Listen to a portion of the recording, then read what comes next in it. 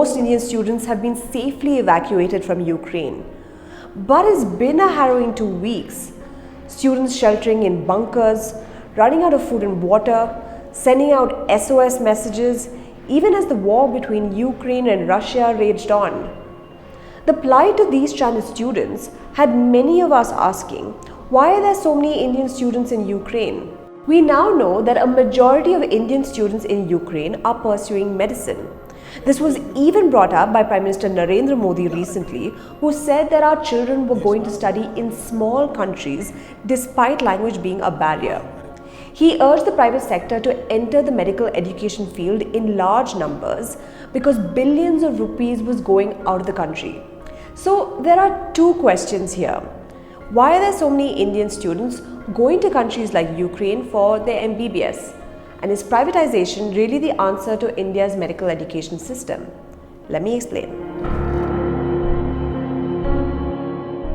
But before I go into these questions, I just want to quickly remind you that journalism like this takes a lot of time, effort and resources.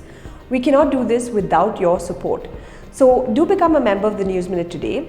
And to catch every episode of Let Me Explain, which comes out every week, don't forget to subscribe to our YouTube channel. Let's first get the facts clear. The Indian government had said that there were around 20,000 Indians in Ukraine just days before the war broke out. A majority of them were students. According to the Ukrainian government, there were over 18,000 Indian students in the country in 2020. In fact, Indians make up the highest proportion of foreign students in Ukraine, 24% as per the government statistics. Many study engineering or business, but a majority of Indian students in Ukraine are pursuing medicine. So why are they doing medical education in Ukraine? I spoke to a few Indian students who've recently returned from Ukraine, and they told me that there were broadly 4 reasons. First and foremost, there is a serious shortage of medical seats in India.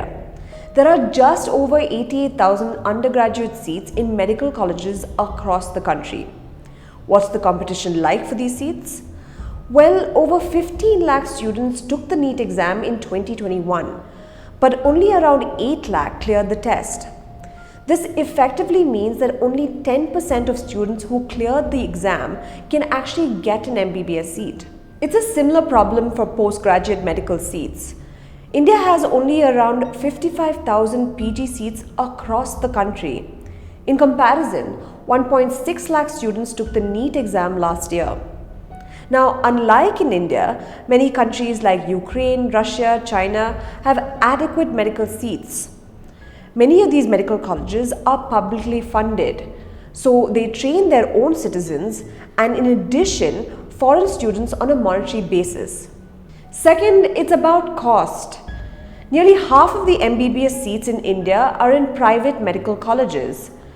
So even if you manage to get in, most are simply unaffordable, with families having to shell out anything between 60 lakh to 1.5 crores for an MBBS degree.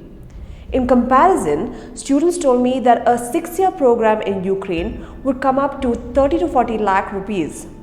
Third, there is no separate entrance exam to get a medical seat in Ukraine. Students say that most colleges only expect those from India to have cleared the NEET exam. And when they join, these colleges take a basic English language and biology test. What's more, the course is entirely in English. Finally, many Indian students who went to Ukraine say their program is recognized in several parts of Europe. For many, a medical education in Ukraine is also an opportunity to later work in a European country. Now, medical students who return to India after graduating have to take a qualifying exam called FMGE to practice in India. Last year, 84% of Indians who studied abroad didn't pass the test. Now, I don't want to go into whether the test is hard or why it has such a high fail rate. But it appears that many foreign trained doctors are being turned away by India's medical system. And this when India has a shortage of doctors. Take a look at these numbers. The WHO says there should be 1 doctor for every 1,000 people. India has 1 doctor for every 1,511 persons. India also has a deficit of 2 to 5 times of specialist doctors compared to developed countries. So, can the private sector really fix this shortage as Prime Minister Narendra Modi hopes? In theory, yes, they can. But my colleague Janvi Reddy spoke to a few educational experts who say that this is not the solution. Here's why. 1. Privatization doesn't necessarily guarantee quality. Engineering education in India is an example of this, where the private boom in engineering colleges didn't translate into quality. A 2019 report found that over 80% of India's engineers are unemployable. 2. Capitation fees have become the norm in private medical colleges, and this is despite it being illegal. Failure to regulate fees means that students will still choose to pursue their dreams abroad, where the medical education is significantly cheaper. Experts say that one possible solution is to increase seats through the public-private partnership mode. This would keep the fees low while allowing the government to tie up with private players to add more seats. The only real solution is public funding of our medical education. And India's spending on health over the years has been abysmal. From 1% of the GDP over a decade ago, it's now 2.1% in 2021-2022. But this is still woefully short compared to countries like the US, UK and Germany, where public health expenditure is over 12%. Unless public spending increases, little will change for those aspiring to become doctors or for our healthcare in India. What do you think we should talk about in the next episode of Let Me Explain? Tell us in the comments. Also, if you've liked this video, don't forget to hit the like button and share this video with your friends.